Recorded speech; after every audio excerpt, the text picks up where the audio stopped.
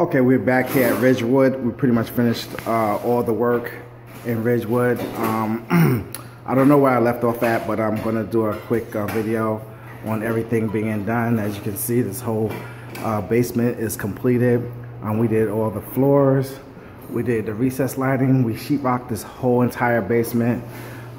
This basement was a shell. It didn't have any walls, no doors, no anything on it.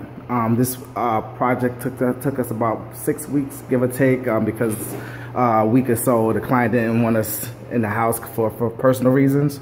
But it took us about 5 to 6 weeks to do everything from start to finish. We did this bathroom from scratch. There was no bathroom here at all, no plumbing, no anything. He has a 60-inch shower. We tiled it from top to bottom.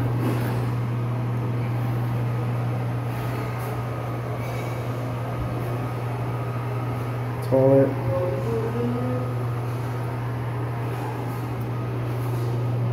So that's the bathroom. This is the his office, the client's office.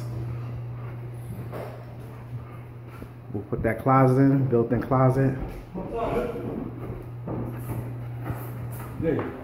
Where's the under the sink. And we put up this, we put an electrical outlet here for a heater. And we did